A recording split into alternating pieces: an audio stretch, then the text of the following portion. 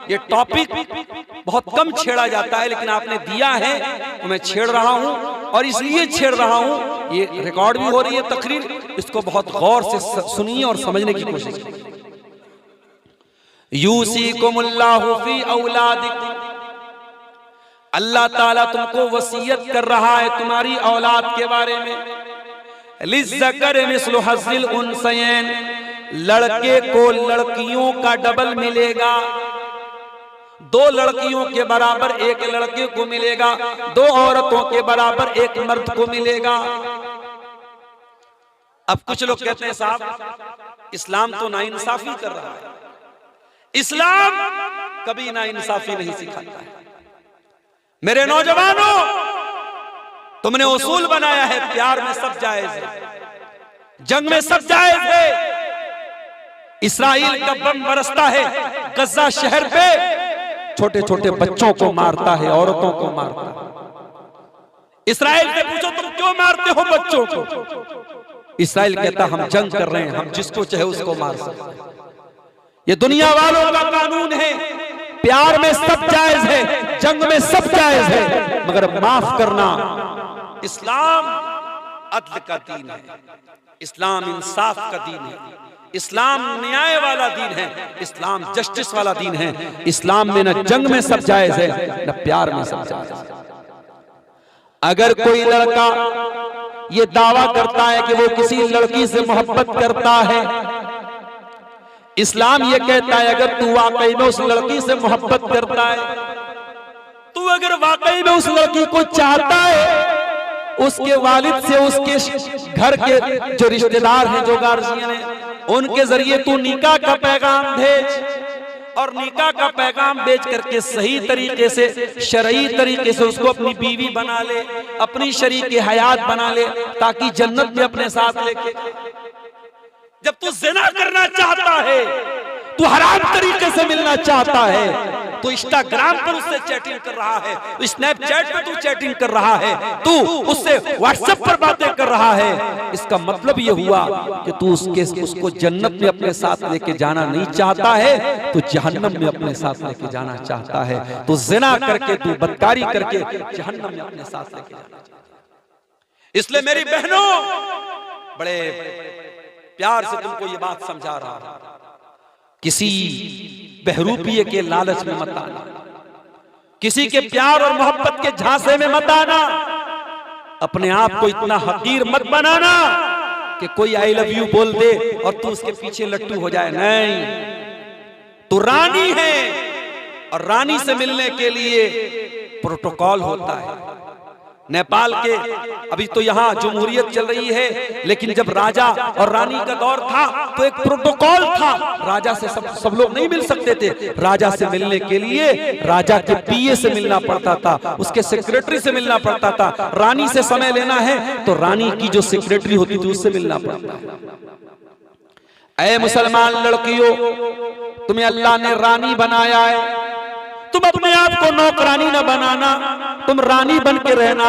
कोई प्यार और मोहब्बत की बातें करे, उससे कहना मैं सबके लिए नहीं हूं। जो प्रोटोकॉल को निभाएगा, जो हलाल तरीके से निकाह का पैगाम भेजेगा, और उस निकाह के पैगाम को मेरा बाप एग्री करेगा, मेरे घर वाले एग्री करेंगे, मेरे घर वाले अप्रूव करेंगे, उससे मेरा निकाह होगा, वही मुझे हासिल करेगा। हर इंसान मुझको हासिल नहीं कर सकता। यह है इस्लाम।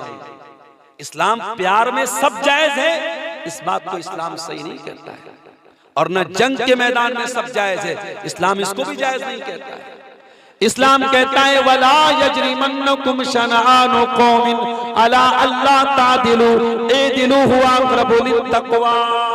ऐ ईमान वालो, दुश्मन के साथ भी तुम्हें अन्याय नहीं करना है, तुम्हें ना इंसाफी नहीं करना है। दुश्मन के साथ तुम्हें इंसाफ करना है। दुश्मनी के मामले में तुमको इंसाफ का दामन नहीं छोड़ना है। इस्लाम ना इंसाफी नहीं सिखाता। और मुझे किसी ने बताया, इसी इलाके के एक साहब ने मुझे व्हाट्सएप पर कॉल करके बताया, मौलाना आप नेपाल में आ रहे, हमारे इलाके में आ रहे, बहुत अच्छी बात है, जरा इस पर भी आप रोशनी डालिए। नाइंसाफी बहुत होती है, लोग नाइंसाफी बहुत करते हैं, फैसला करते हैं लड़के लड़की का कोई मामला हुआ या समाज में कोई मामला हुआ, लोग ताकतवर के हक में फैसला करते हैं और गरीब का हक दबा देते हैं, कमजोर का हक दबा देते हैं, लोग नाइंसाफी करते हैं। कान खोल के सुन लो, ऐ समाज के जिम्मेदारों, ऐ समाज के ठेकेदारों, ऐ समाज में इंसाफ और फैसला करने वालों, जब तुम्हारे हाथ में फैसले की कमान आए तो इंसाफ से काम लेना, ना इंसाफी मत करना, अन्याय मत करना। मेरे नबी की अदालत में एक केस आया, एक लड़की ने चोरी की, लड़की का नाम फातिमा था, लड़की बनु मखजूम कबीले की थी, बहुत बड़ा कबीला था और चोरी की थी उस लड़की ने, और इस्लाम में चोरी की सजा हाथ काट देना है। नबी अकरम ने फैसला फरमाया हाथ काट दिया जाए। औरत के घर वाले परेशान हो गए, खानदान वाले परेशान हो गए। लोगों ने कहा अगर हमारे खानदान की औरत का हाथ कटेगा बड़ी बदनामी होगी। लोगों ने हजरत ओसामा बिन ज़ैद को पकड़ा, अरे ओसामा आप अल्लाह के नबी के चहेते लाडले, अल्लाह के नबी आपसे बहुत मोहब्बत करते हैं, अरे ओसामा आप अल्लाह के नबी के पास हमारी सिफारिश कर दीजिए, उस औरत का हाथ न कटे, कोई और सजा दे दी जाए। बुखारी के अल्फाज हैं, हजरत ओसामा अल्लाह के नबी के पास आते हैं, अल्लाह के नबी उस औरत को कोई और सजा दे दीजिए, हाथ मत काटिए। बुखारी के अल्फाज हैं, अल्लाह के नबी का चेहरा गुस्से से लाल, गुस्से से सुर्ख हो गया आपका चेहरा, और आपने फरमाया अतशफौ फी हद्द मिन हुदूदिल्लाह, ऐ ओसामा क्या तू अल्लाह के कानून को तोड़ने की बात करता है? ऐ ओसामा तुमसे पहले की उम्मतें इसीलिए तबाह हो गई, हलाक हो गई, जब कोई बड़ा आदमी कोई क्राइम करता था, कोई जुर्म करता था, उसको छोड़ देते थे, और गरीब आदमी वही क्राइम करता था उसको सजा देते थे। छोटे लोगों को सजा देते थे, बड़े लोगों को छोड़ देते थे। आए ओसामा व अय्मुल्लाही, अल्लाह की कसम, लौ अन्ना फातिमा बिन्त मुहम्मदिन सरकत लक़तातु यदहा, अगर ये तो कबीले बनु मखजूम की फातिमा थी, अगर मेरी बेटी फातिमा भी चोरी करती तो मैं उसके भी हाथ काटने की सजा देता। इस्लाम न्याय का दीन है, इस्लाम इंसाफ का दीन है। अगर अल्लाह कुरान में कह रहा है लड़की का डबल लड़के को मिलेगा, तो ये इंसाफ की बात है, ये अदल की बात है। क्यों? क्योंकि लड़की को कमाना नहीं है। लड़की अगर बहन है भाई कमा के लाएगा, लड़की अगर बीवी है शौहर कमा के लाएगा, औरत अगर माँ है बेटा कमा के लाएगा। औरत हर रूप में उसको अल्लाह ने कमाने से आजाद किया है। कमा के कौन लाएगा, मेहनत कौन करेगा, परिवार कौन चलाएगा, खून पसीना कौन बहाएगा, मर्द बहाएगा। अब अगर लड़के लड़की को दोनों को बराबर बराबर दिया जाता तो फिर ये लड़के के साथ अन्याय हो जाता, ये लड़के के साथ नाइंसाफी हो जाती। इसीलिए अल्लाह कह रहा है लड़के को लड़की का डबल मिलेगा, लिज़्ज़कर मिस्लु हज़्ज़िल उन्सयैन, लड़के को लड़की का डबल मिलेगा। उसके बाद फरमाया फ़इन कुन्ना निसाअन फ़ौक़ स्नतैन, मरने वाला अगर लड़कियों को छोड़ के गया है और 2 से ज्यादा लड़कियां हैं, फलहुन्ना सुलुसा मा तरक, 2 से ज्यादा लड़कियां हैं, 3 लड़कियां हैं, 4 लड़कियां हैं, 5 लड़कियां हैं, तो उनको मरने वाले के माल में 2/3 मिल जाएगा। 2/3 का मतलब अगर 3 लाख रुपया छोड़ के गया है तो 3 लाख में से 2 लाख उन लड़कियों को मिल जाएगा। वह इनकानत वाहिदतन, और मरने वाला अगर सिर्फ एक लड़की छोड़ के गया है फलहन निस्फ, तो उसको आधा मिल जाएगा। मरने वाला अगर 10 लाख छोड़ के गया तो 5 लाख उस एक लड़के को मिल जाएगा। वली अबवैहि लिकुल्लि वाहिदिन मिनहुम अस्सुदुस, और मरने वाला अगर मरा है, माँ जिंदा है, बाप जिंदा है, तो माँ को 1/6 मिलेगा। 6 लाख रुपया छोड़ के गया तो 1 लाख मिलेगा, माँ को भी 1 लाख मिलेगा, बाप को भी 1 लाख मिलेगा 6 लाख में से। इन कान लहू वलद, अगर मरने वाला माँ बाप को भी छोड़ के गया और बच्चों को भी छोड़ के गया, फ़इन लम यकुल लहू वलद, और अगर मरने वाले की कोई औलाद नहीं है, वह वरिसहु अबवा, और माँ बाप उसके वारिस बन रहे हैं, फले उम्मिहि सुलुस, तो माँ को 1/3 मिल जाएगा। देखिए माँ को 1/3 मिल रहा है, यानी अगर 6 लाख छोड़ के जा रहा है तो 6 लाख में से 2 लाख सिर्फ उसकी माँ को मिल जाएगा। अगर कोई औलाद नहीं है और माँ बाप जिंदा हैं तो माँ को 1/3 मिलेगा। उसके बाद फरमाया फ़इन कान लहू इख्वतुन, अगर मरने वाले के भाई लोग भी हैं, औलाद तो नहीं है लेकिन भाई लोग हैं, फले उम्मिही सुदुस, तो माँ को 1/6 मिलेगा। 6 लाख में से 1 लाख मिलेगा। मिन बाद वसीयती यूसी बिहा औ दईन, लेकिन ये जो हिस्सा मिलेगा ये वसीयत को पूरा करने के बाद और कर्ज अदा करने के बाद। अगर मैयत के जिम्मे कुछ कर्ज था, पहले कर्ज अदा किया जाएगा, वसीयत अदा की जाएगी, उसके बाद उसकी वरासत को बांटा जाएगा। उसके बाद अल्लाह ने एक बड़ी प्यारी बात इरशाद फरमाई, फरमाया आबाउकुम व अबनाउकुम ला तदरून अय्युहुम अक़रबु लकुम नफ़ा, तुम्हारे बाप और तुम्हारी औलाद में से किससे तुमको ज्यादा फायदा मिल रहा है तुम नहीं जानते। हमारे यहाँ क्या है, जिस इंसान ने मरने वाले को ज्यादा फायदा पहुंचाया है वो ज्यादा हिस्सा मांगता है। बड़ा बेटा कहता है मैंने बाप की ज्यादा मदद किया है, ज्यादा काम किया है, लिहाजा मुझे ज्यादा मिलना चाहिए। इस्लाम में इस आधार पे और इस बुनियाद पे वरासत नहीं बढ़ती है मेरे साथ।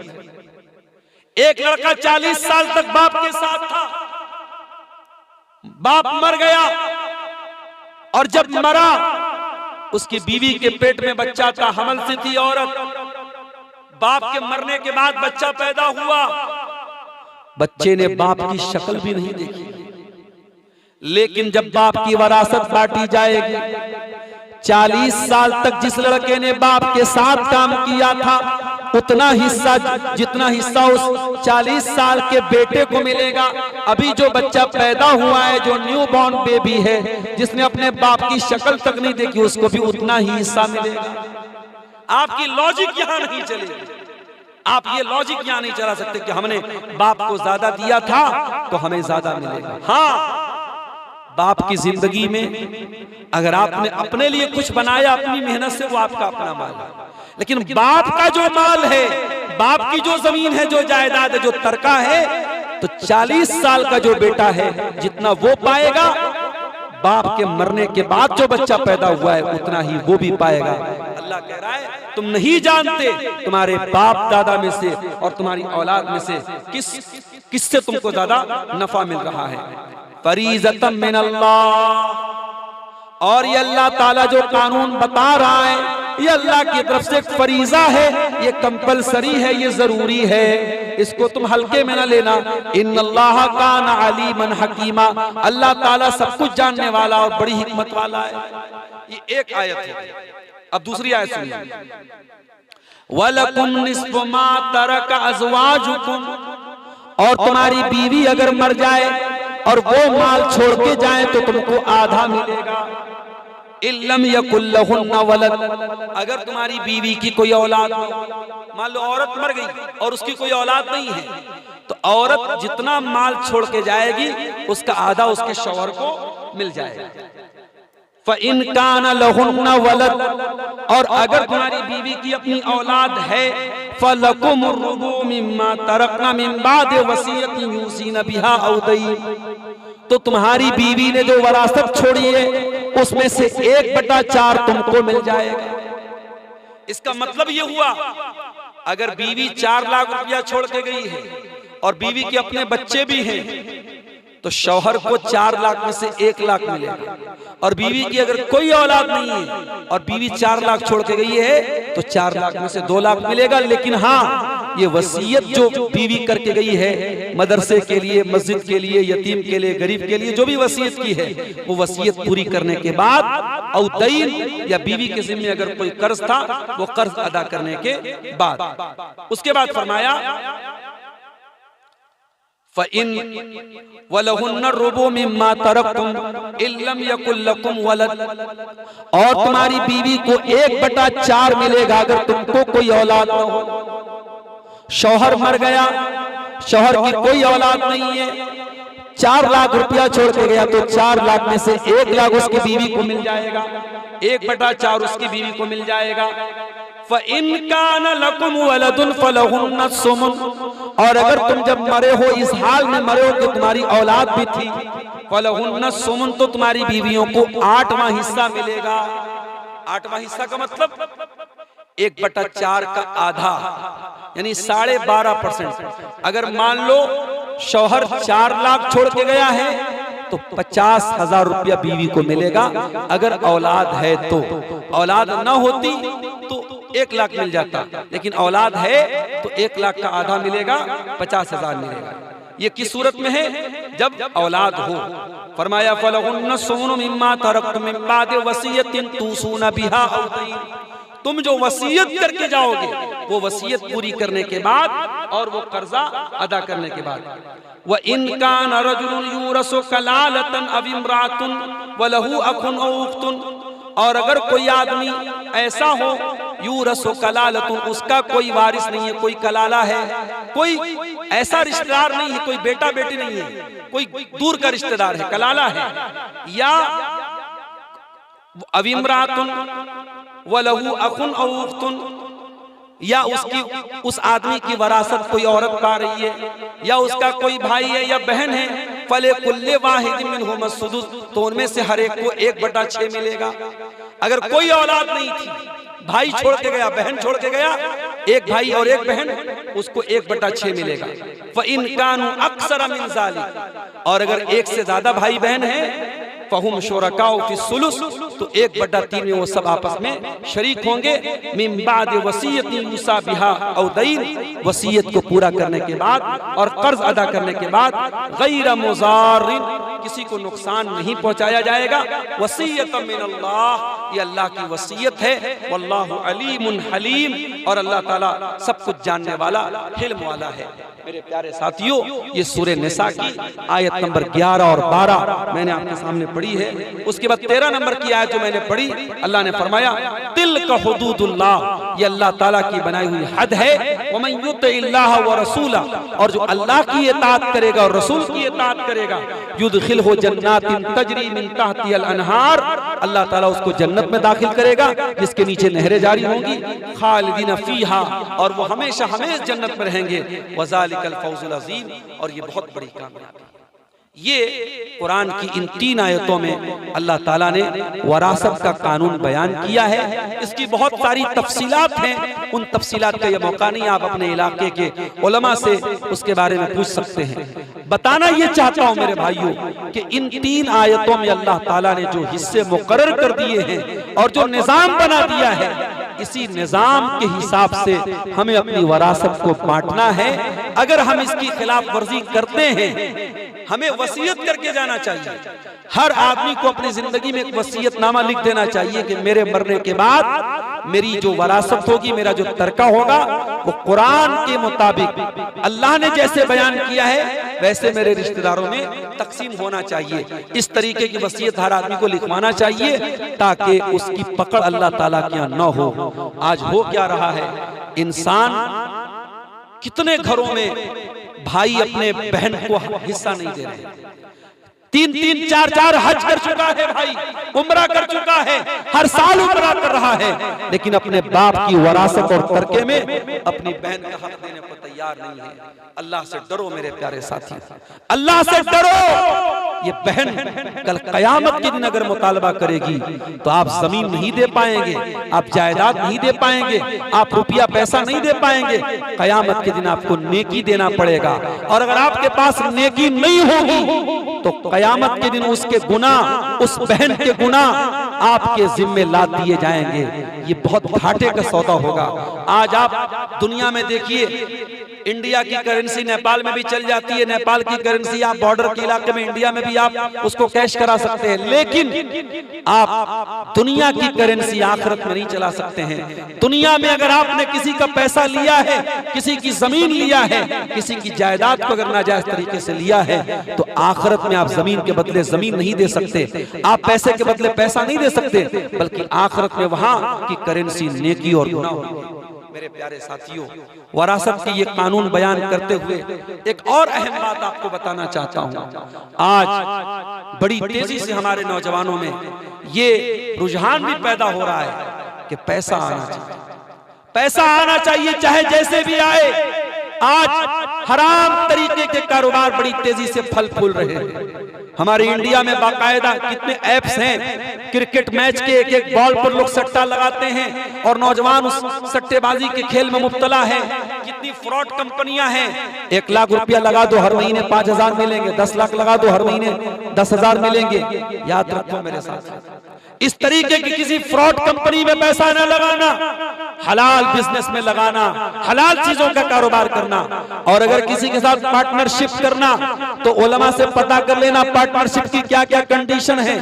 अगर किसी को पैसा दे के कारोबार करवा रहे हो, मुजारबत कर रहे हो, उसकी शर्तें पता कर लेना। आपने किसी को 1 लाख रुपया दिया है कारोबार में लगाने के लिए, आप पैसा अगर तय कर लेते हैं कि हर महीना हम तुमको 1 लाख रुपया दे रहे हैं, हर महीने तुम हमको 5,000 रुपया देना, तो ये शक्ल हराम है, ये शक्ल सूद की शक्ल है, ब्याज की शक्ल है। हाँ, आप अगर किसी को 1 लाख रुपया देते हैं बिजनेस में लगाने के लिए और बिजनेस हलाल चीज का है, सही चीज का कारोबार है, और आप ये तय कर लेते भाई जो प्रॉफिट होगा 50% तुम लेना, 50 हमको दे देना, या 60% तुम रख लेना, 40% को दे देना। परसेंटेज आप तय कर सकते हैं, पैसा आप तय नहीं कर सकते।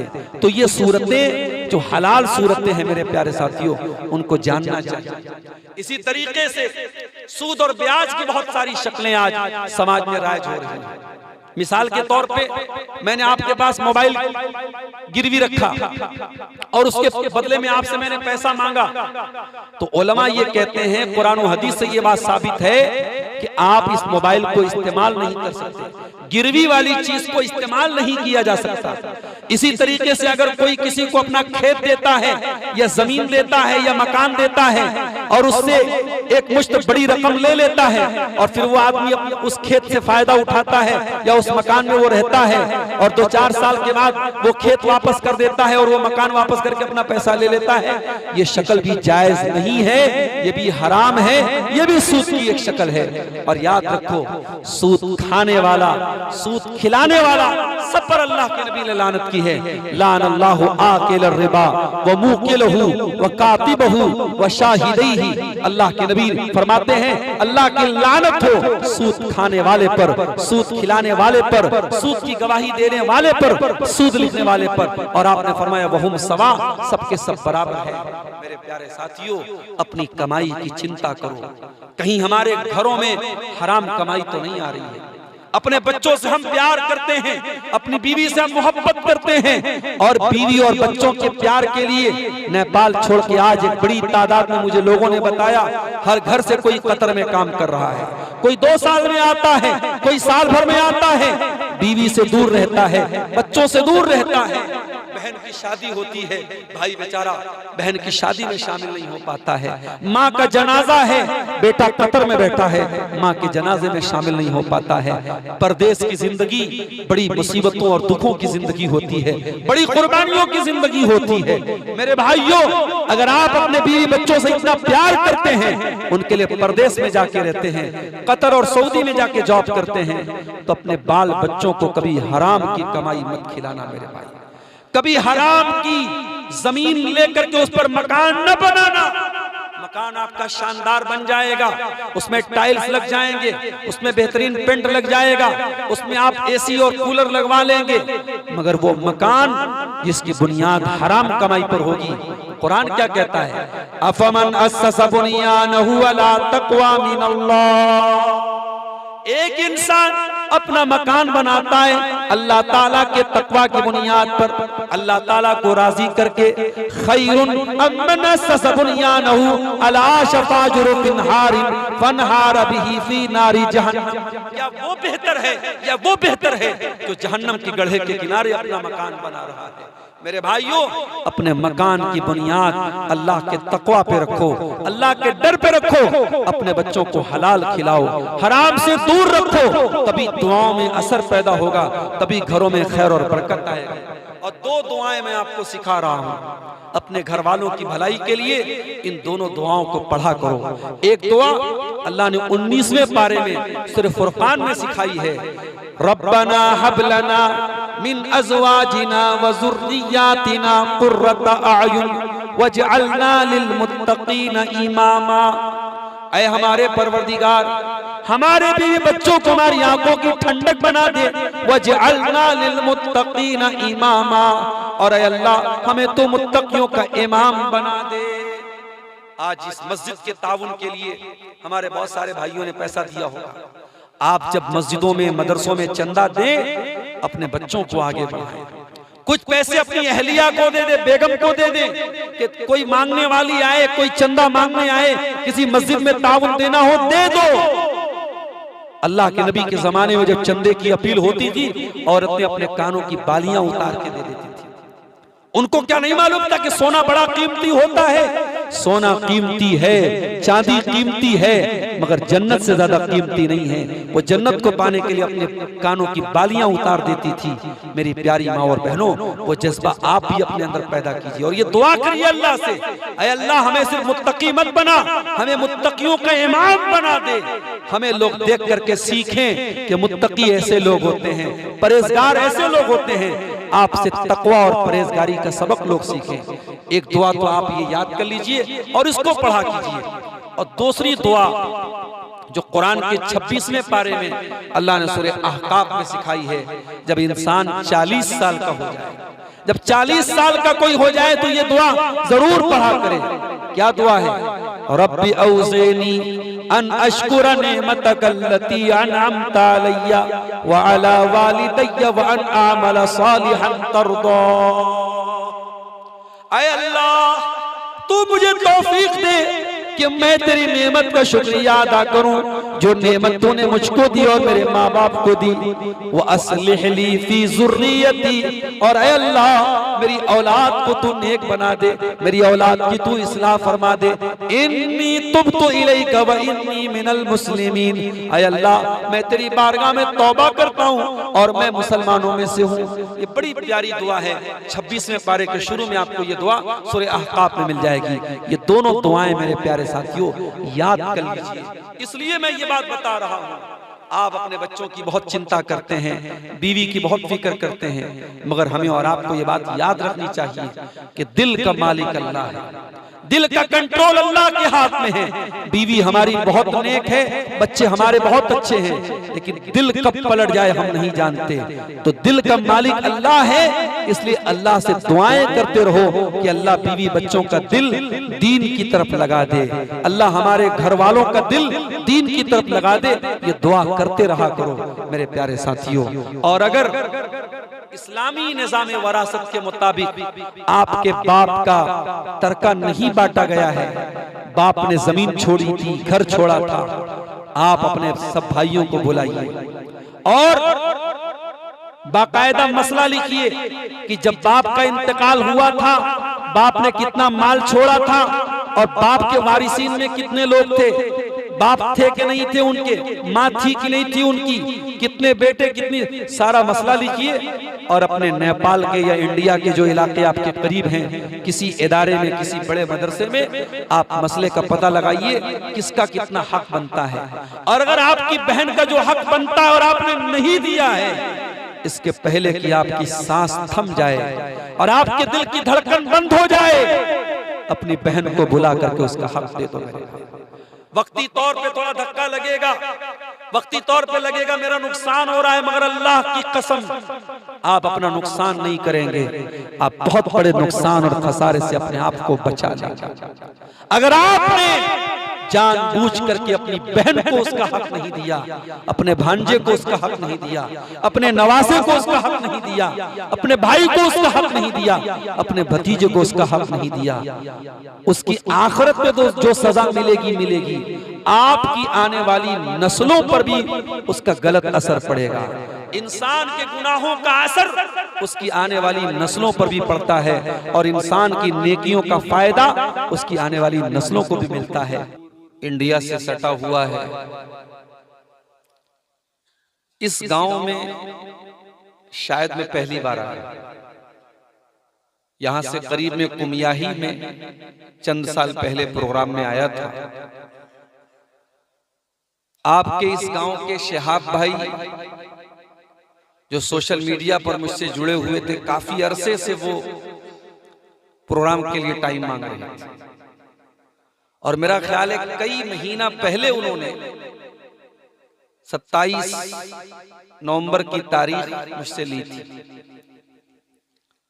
और मैंने यही सोच के दिया था जुमेरात का दिन होगा और मैं बनारस से अपने मदरसे में पढ़ाने के बाद, क्लास करने के बाद, जो मेरी तरतीब है सीमांचल के इलाकों में आने की, मैं पटना से बाई कार आऊंगा, 5 घंटे का रास्ता है, 11 बजे तक पहुंच जाऊंगा।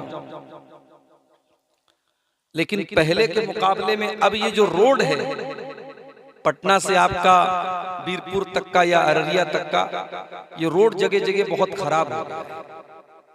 फिर भी हमारे ड्राइवर साहब ने बड़ी स्पीड में गाड़ी चलाई और पटना से तकरीबन हम लोग 6:30 बजे निकले थे और 11:30 बजे हम लोग यहाँ नेपाल बॉर्डर पर आ गए।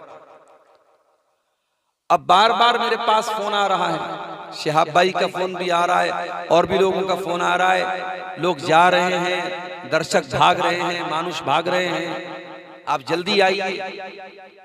और जैसे ही मैं यहाँ पहुंचा, बगैर एक गिलास पानी पिए भी लोगों ने कहा शेख आप शक्ल दिखा दीजिए ताकि लोगों को यकीन आ जाए। मैं फौरन स्टेज पे आया, कुछ देर बैठा। हमारे बड़े अजीज दोस्त, हमारे मोहतरम जामिया सलफिया में हमसे सीनियर हमारे साथी शेख तनवीर ज़की मदनी हफिज़हुल्लाह खिताब कर रहे थे। थोड़ी देर बैठने के बाद मैं चला गया और अब रात के तकरीबन नेपाली टाइम के हिसाब से 2 बजने वाले हैं। मैं आपके सामने हाजिर हूँ। मैं ये भी महसूस कर रहा हूँ मौसम सर्द है, शबनम गिर रही है, आप हजरात पिंडाल के नीचे हैं लेकिन ठंडक बहरहाल आपको लग रही होगी। बहुत लंबा प्रोग्राम चलाना इस मौसम में मुनासिब भी नहीं लगता, लेकिन कुछ आपकी मजबूरियां हैं, कुछ मेरी मजबूरियां हैं। इतनी ताखीर से मैं आपके सामने बैठा हूं। जलसे के जिम्मेदारों ने आज की तकरीर के लिए मुझे जो टॉपिक दिया है, जो विषय दिया है, जो उन्वान दिया है, वो है तो बहुत अहम टॉपिक, लेकिन उस पर बात बहुत कम होती। टॉपिक दिया गया है इस्लाम का निज़ामे मीरास, इस्लामिक इनहेरिटेंस सिस्टम। मरने के बाद इंसान जो माल छोड़ के जाता है, जो जमीन, जो जायदाद, जो दौलत, जो रुपया, जो पैसा, जो भी छोड़ के जाता है, उसका वारिस कौन होगा, उसकी वरासत किसको किसको मिलेगी, इस मसले पर मुझे बात करने का मौजू दिया गया। जाहिर है कि ये मौजू हम में से हर इंसान से रिलेटेड है। हम में से हर इंसान को मरना है और हर इंसान के मरने के बाद उसके माल का, उसकी जमीन जायदाद का कोई ना कोई वारिस होगा। अब वो वारिस कौन होगा और किसको कितना मिलना चाहिए, इसी को निज़ामे मीरास बोलते हैं। ये इतना इंपॉर्टेंट टॉपिक है, इतना महत्वपूर्ण मौजू है, इसके बावजूद इस पर बहुत कम बात होती है। अगर मैं आपसे पूछूं कि क्या कभी आपने इस मौजू पे कोई तकरीर सुनी है, तो शायद किसी ने 1-2 बार सुनी हो, वरना आमतौर से इस टॉपिक पर बात नहीं होती। जबकि इसका ताल्लुक माल से है और माल बहुत जरूरी चीज भी है और बहुत खतरनाक चीज भी है। जिन चीजों की मोहब्बत अल्लाह ताला ने हमारे दिलों में डाल दी है, उनमें से एक माल भी है। ज़ुय्यिना लिन्नासि हुब्बुश शहवाति मिनन निसाई वल बनीन वल क़नातीरिल मुक़ंतरति मिनज़ ज़हबि वल फ़िद्दा।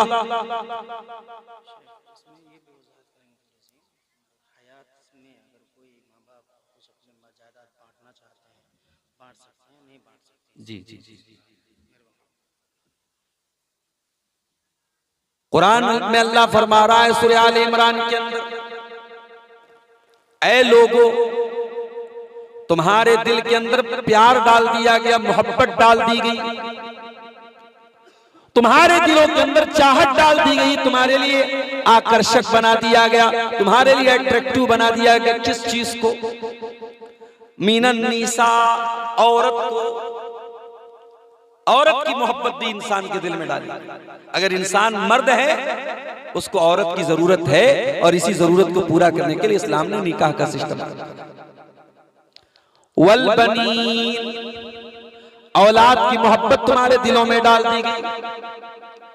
वल कनातीरिल मुकंतरति मिनज़्ज़ाबि वल फिद्दा, और सोने चांदी के ढेर की दौलत की मोहब्बत भी तुम्हारे दिलों में डाल दी गई।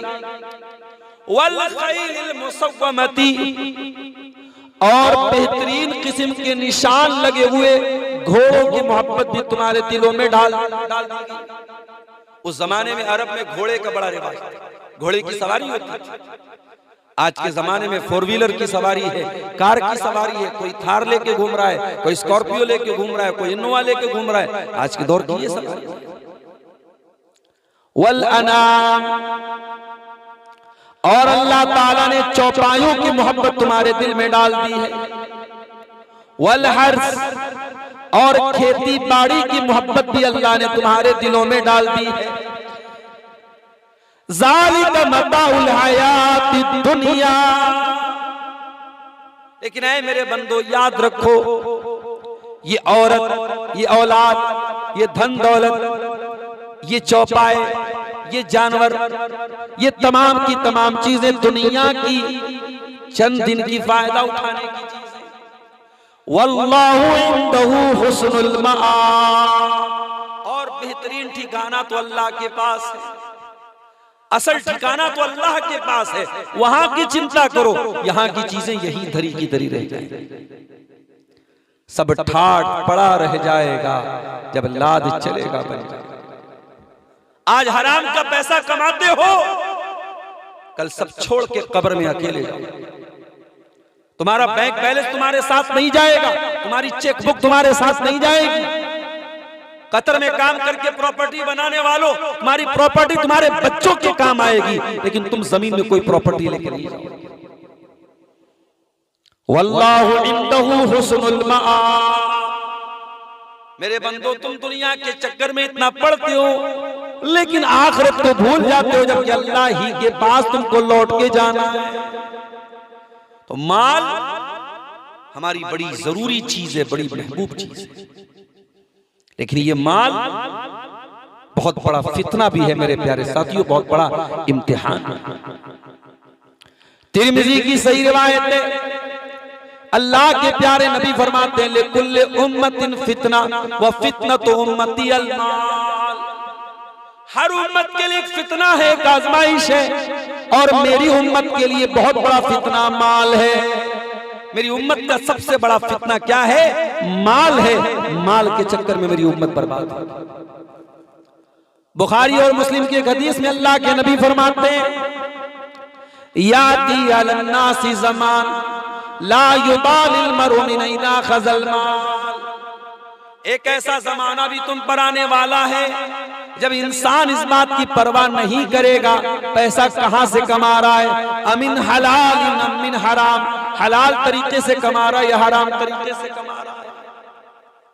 अगर आपने वरासत के हकाम नहीं जाने और गलत तरीके से किसी की वरासत हड़प ली, भाई ने बहन की वरासत खा गया, भाई चचा अपने भतीजे की वरासत खा गया, भाई भाई की खा गया, अंजाम क्या होगा?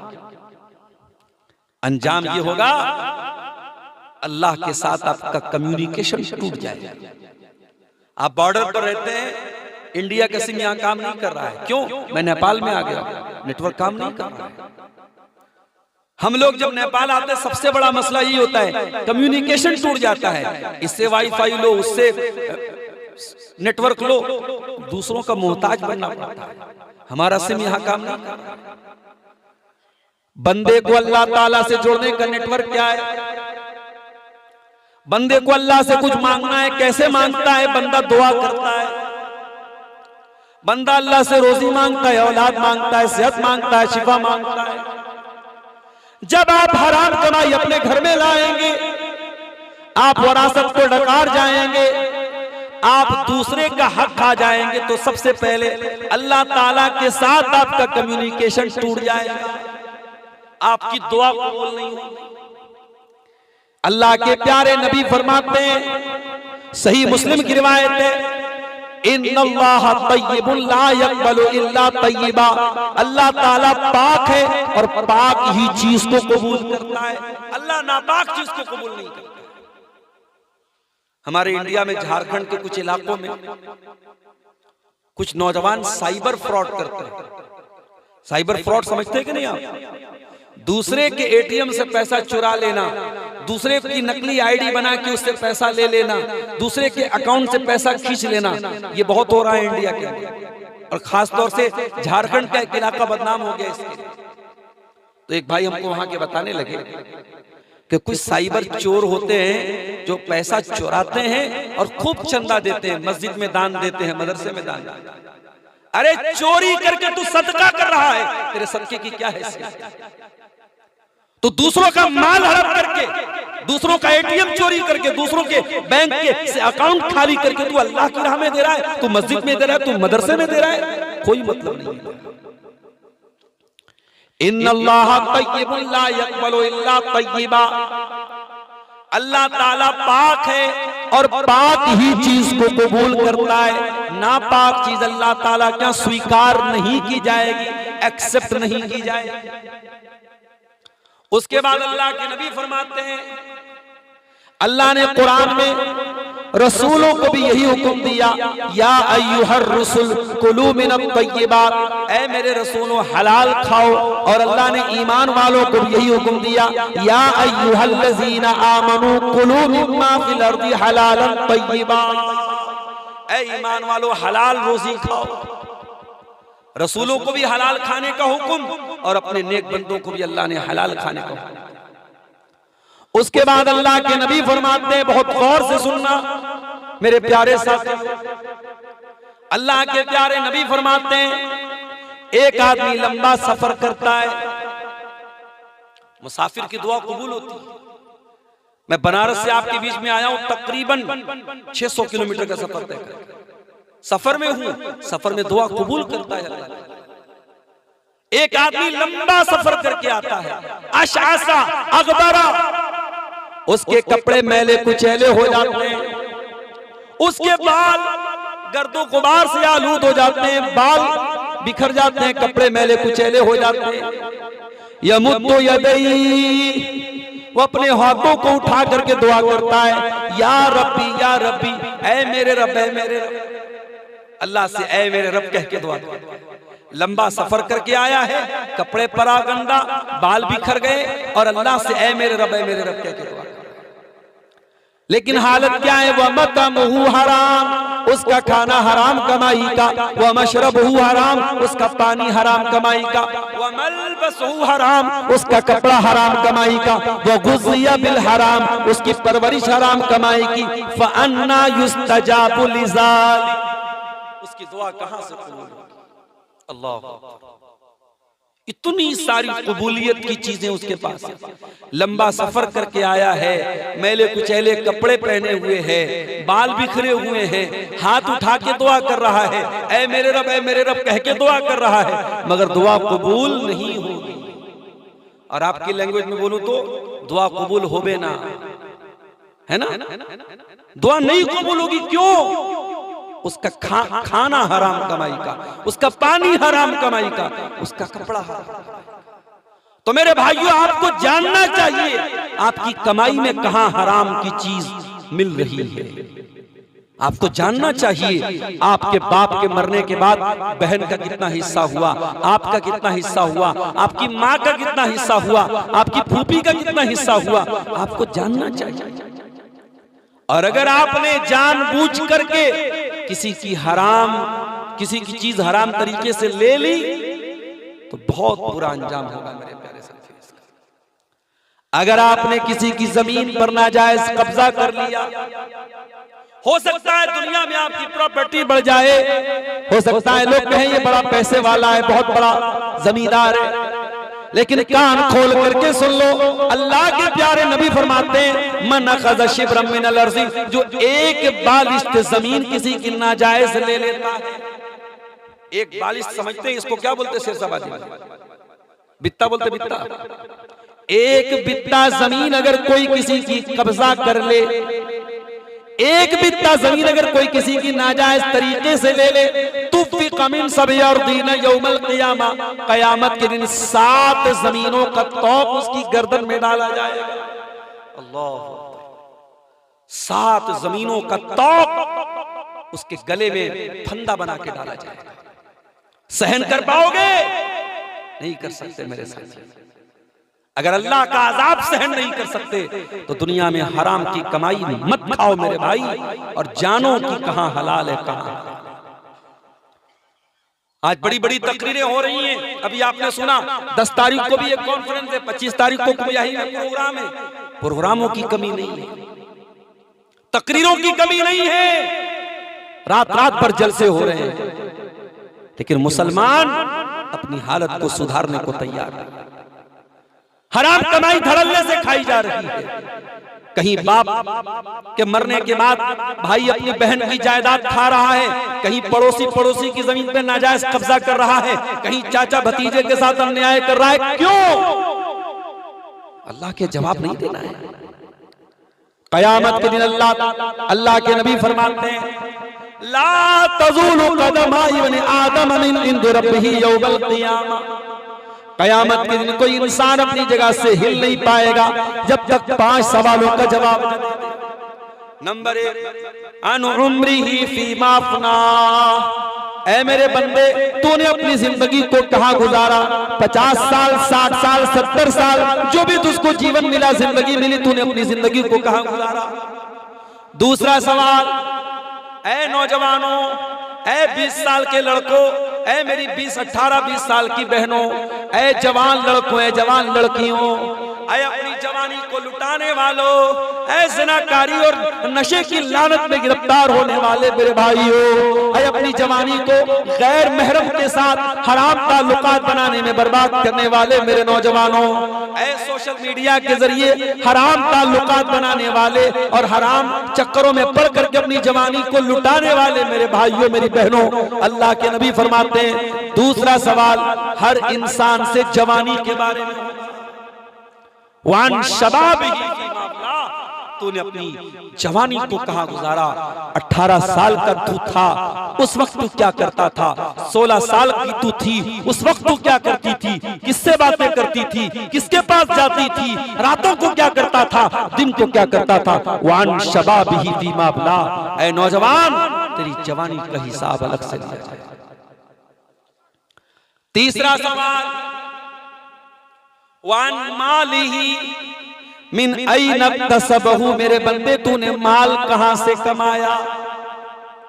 सट्टा के जरिए कमाया, जुआ के जरिए कमाया, ब्याज के जरिए कमाया, रिश्वत के जरिए कमाया, किसी की जमीन को हड़प करके कमाया? कैसे कमाया? कहां से कमाया तूने?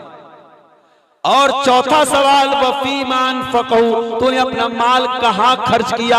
और पांचवा सवाल होगा वमाजा अमीला फी मालिमा, तूने इल्म जो हासिल किया उस इल्म के ऊपर तूने अमल कितना किया? तो मेरे भाइयों, वरासत का कानून और वरासत का निजाम जानना चाहिए, क्योंकि ये निजाम हमारे माल से मुताल्लिक है और माल का मामला बहुत डेंजरस है, बहुत खतरनाक है। और ये भी याद रखो, अल्लाह ने कुरान में अगर किसी चीज को सबसे डिटेल से बयान किया है तो यही वरासत का मसला है। कलमा पढ़ने के बाद सबसे अहम इबादत नमाज है। कुरान बार बार कहता क़ीमुस्सलाह, नमाज कायम करो, लेकिन नमाज का तरीका कुरान में कहीं नहीं बताया गया। रुकू का जिक्र किया गया, सजदा का जिक्र किया गया, रुकू में क्या पढ़ना है ये कुरान में नहीं बताया गया, सजदे में क्या पढ़ना है कुरान में नहीं बताया गया। नमाज 5 ही टाइम की पढ़ना है ये भी कुरान में नहीं बताया गया। जोहर में कितनी फर्ज होगी, असर में कितनी होगी, मगरिब में कितनी, इशा में कितनी, फजर में कितनी, कुरान में कहीं नहीं बताया गया।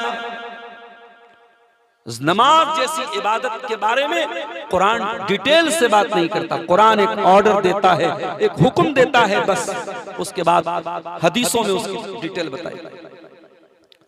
कुरान कहता है ज़कात अदा करो। कितना सोना होगा तब ज़कात देना है, कितनी चांदी होगी तब ज़कात देना है, कितना गल्ला और अनाज पैदा होगा उस पर ज़कात देना है। कुरान खामोश है। अल्लाह के प्यारे नबी की हदीसें बताती हैं सोने पर इतनी ज़कात है, चांदी पर इतनी ज़कात है, गल्ले पर इतनी ज़कात है।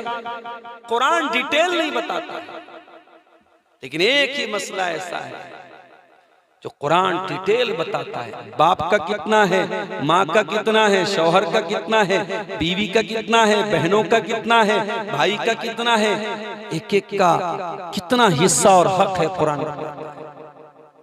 और सिर्फ 3 आयतों में सूरह निसा की 11, 12, 13 3 आयतों में अल्लाह ताला ने पूरे कानून वरासत को बयान कर दिया। और आप गौर कीजिए वरासत का कानून कहां अल्लाह ने बयान किया? सूरह निसा में। निसा के माने औरत। उस जमाने में औरत को कुछ नहीं दिया जाता था। दौरे जाहिलियत में बाप के मरने के बाद बेटी को कुछ नहीं दिया जाता था, क्योंकि दौरे जाहिलियत में 2 ही तरीका था। एक था जिसकी लाठी उसकी भैंस, जिसके हाथ में पावर है वो सब हड़प लेता था। बाप के मरने के बाद बड़ा भाई जिसके हाथ में कारोबार होता था, जिसके हाथ में पावर होता था, अपने बाप की सारी विरासत को अकेला डकार जाता था। छोटे भाइयों को भी नहीं देता था, बहनों को भी नहीं देता था, मां को भी कुछ नहीं देता था। एक तरीका तो ये राज था उस दौर में। दूसरा तरीका ये था कि मरने वाले को जिसने सबसे ज्यादा फायदा पहुंचाया हो उसका सबसे ज्यादा दावा होता था। अगर मरने वाला जंग के मैदान में लड़ रहा था और कोई उसका सपोर्ट कर रहा था, उसका साथ दे रहा था, उसके मरने के बाद वो कहता है मैं तो इसका हलीफ था, मैं तो इसका सपोर्टर था, मैं तो इसका समर्थक था, मैं तो इसका साथ देने वाला था, इसकी विरासत पर मेरा हक है। इस्लाम ने आके इन दोनों चीजों को बातिल कर दिया। इस्लाम ने कहा नहीं, कमजोर को भी हक मिलेगा, ताकतवर को भी हक मिलेगा। और कभी गौर करना, हमारे उलमा बैठे हैं, बड़ी जिम्मेदारी के साथ एक बात बोलता हूं। शरीयत में जितने लोगों का हिस्सा बताया गया वो 2 टाइप के वारिसी हैं। एक वो है जिनका हिस्सा बता दिया गया, इनको आधा मिलेगा, इनको 1/3 मिलेगा, इनको 1/6 मिलेगा। जिनका हिस्सा फिक्स है उनको असहाबुल फुरूज कहते हैं। और एक वो रिश्तेदार है जिनका हिस्सा फिक्स नहीं है, जो बचेगा उनको मिलेगा, जो बैलेंस होगा वो उनको मिलेगा। आप कभी गौर कीजिएगा कि जितने लोगों का हिस्सा फिक्स है वो ताकतवर लोग नहीं है, कमजोर लोग हैं। जिनके बारे में ये डर है कि वो ताकतवर है, वो पावरफुल है, वो मैयत का सारा माल अकेले ले सकते हैं, शरीयत ने उनको असबा बनाया है, जो बचेगा वो तुमको मिलेगा। शरीयत ने कमजोरों का हिस्सा मुकर्रर कर दिया। ऐसे मरने वाले की माँ जिंदा है, माँ को कौन पूछता है भाई? मरने वाला मर गया, अगर उसकी माँ जिंदा है, माँ को कौन पूछता है? बेटे पहले कहते मेरे बाप का माल है मैं ले लूंगा। तो बेटा असबा है, बेटी असबा है, लेकिन माँ का हिस्सा मुकर्रर है, बाप का हिस्सा मुकर्रर है। तो जो कमजोर रिश्ते हैं, कमजोर से मुराद जो समाज की ताकत के एतबार से कमजोर है, शरीयत ने उनका हक मुकर्रर कर दिया, उनका हिस्सा फिक्स कर दिया। और इसीलिए अल्लाह ताला ने सूरह निसा के अंदर ये मसला बयान किया, ये बताने के लिए उस दौर में औरत के साथ अत्याचार होता था। और ऐ मेरी प्यारी बहनों, आज नेपाल की धरती से भी आपको यही पैगाम देना चाहूंगा, काश आपने इस्लाम का मुताला किया होता, काश आपने कुरान को पढ़ा होता और अल्लाह के नबी की हदीसों को पढ़ा होता, तो आज आप इस्लाम की तालीमात से दूर न होती। मेरी बहनों, आज मुसलमान औरत पर्दे से भाग रही है, इस्लाम की तालीमात से भाग रही है। पूछो क्यों भाग रही है? कहती इस्लाम ने हमको कैद कर दिया, इस्लाम ने हम पर बड़ी पाबंदियां लगा दी, बड़ी रिस्ट्रिक्शंस लगा दी। अरे औरत, इस्लाम ने तुझे वो दिया है जो दुनिया के किसी और मजहब और किसी और धर्म ने नहीं दिया है।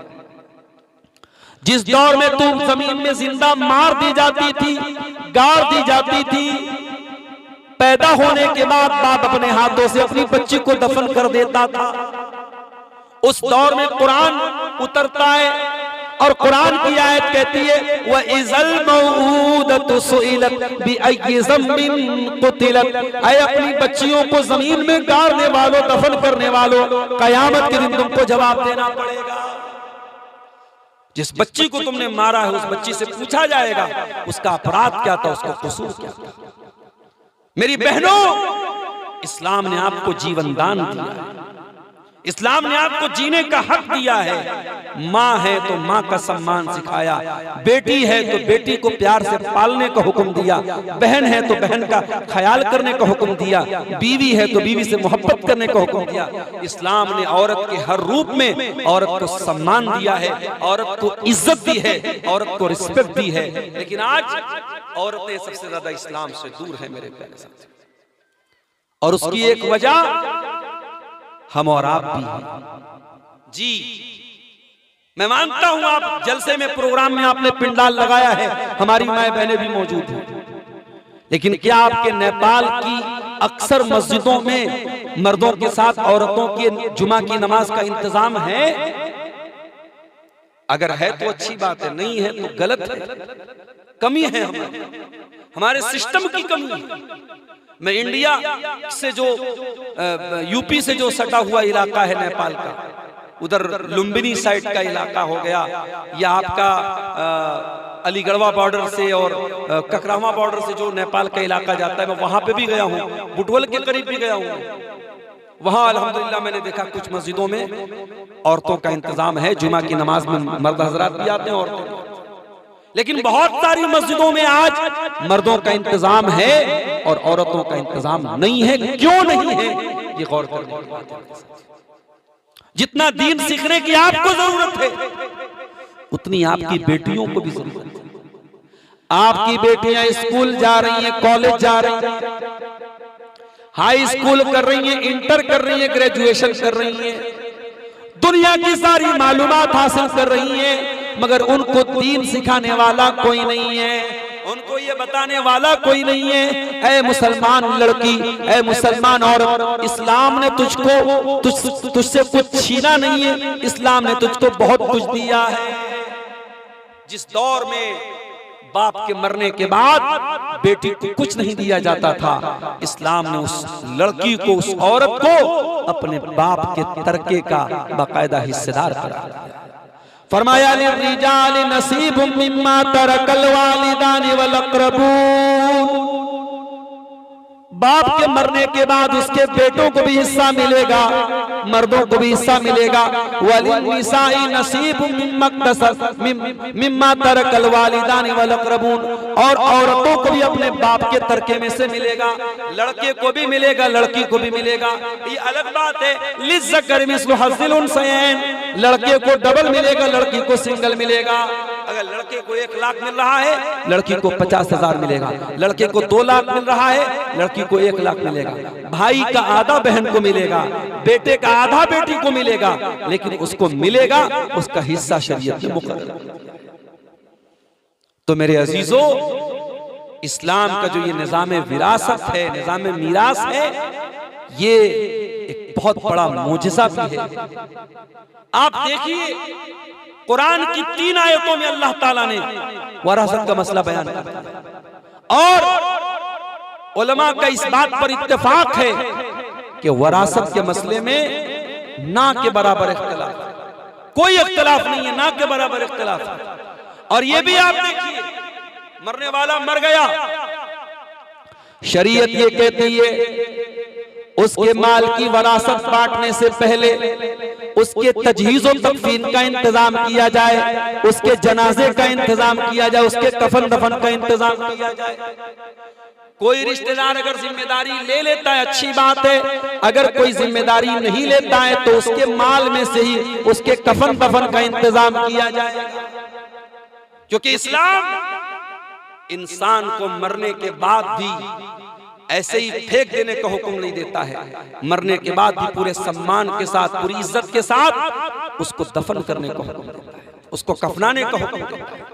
और अगर मैयत पैसा छोड़ के गया है, माल छोड़ के गया है, तो शरीयत ये कहती है पहला काम क्या किया जाएगा, उसके माल से उसके जनाजे का, उसके कफन दफन का इंतजाम किया जाएगा।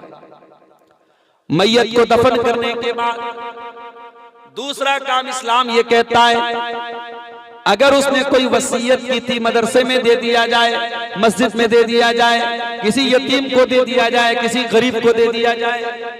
अगर उसने कोई वसीयत की थी, इस्लाम ये कहता है उसकी वसीयत को पूरा किया जाएगा। लेकिन अगर मरने वाले ने अपना सारा माल मस्जिद में दे दिया, सारा माल मदरसे में दे दिया, सारा माल किसी यतीम को दे दिया, इस्लाम ये कहता है ऐसी वसीयत को नहीं माना जाएगा।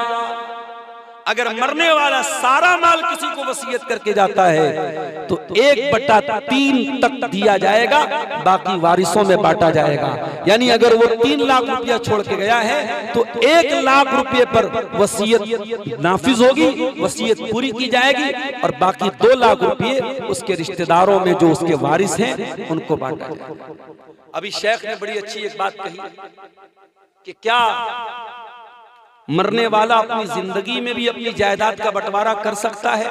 आज के दौर में अगर किसी को ये डर है कि मेरे बाद अगर मैं सही तरीके से बंटवारा करके नहीं गया, मेरे बाद बहुत इख्तिलाफ होगा, बहुत झगड़ा होगा, तो क्या अपनी औलाद को इंसान जिंदगी में दे के जा सकता है?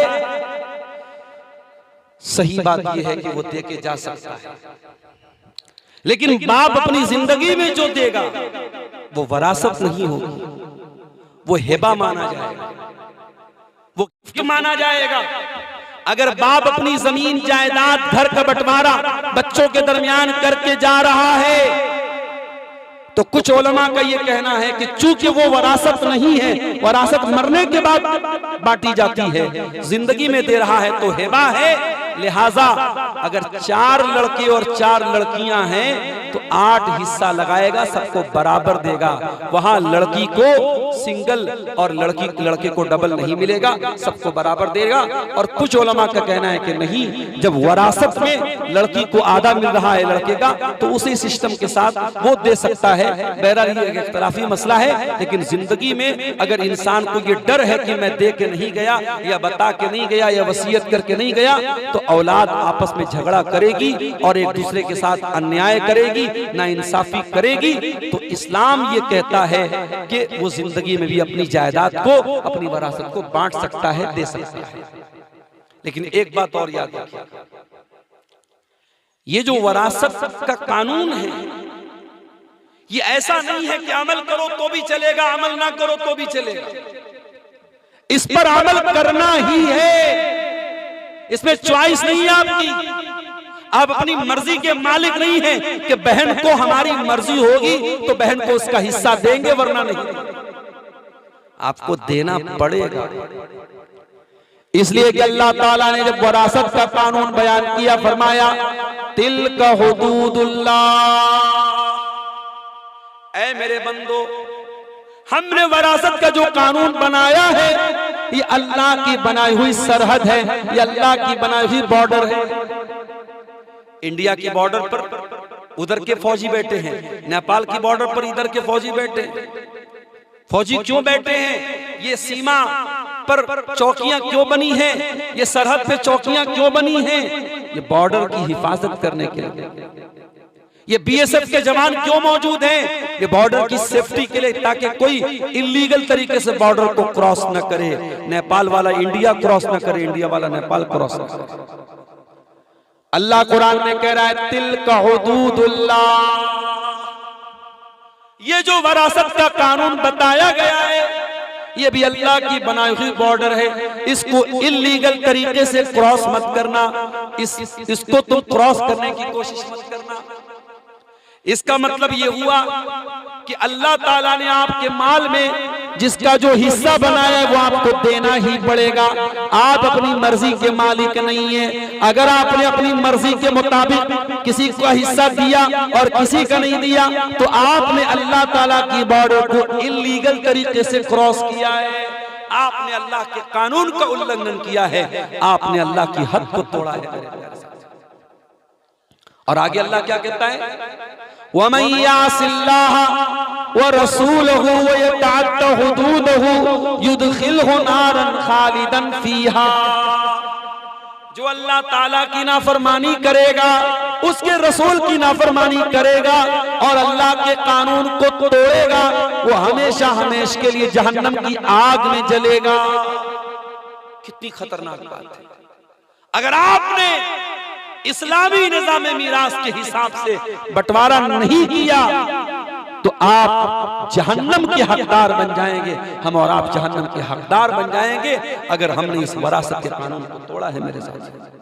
अब आइए मैं वो आयतें आपके सामने पढ़ देता हूं जिन आयतों में अल्लाह ताला ने वरासत का कानून बयान किया है। उन आयतों की थोड़ी सी तशरीह करके हम बात को आगे बढ़ाते हैं।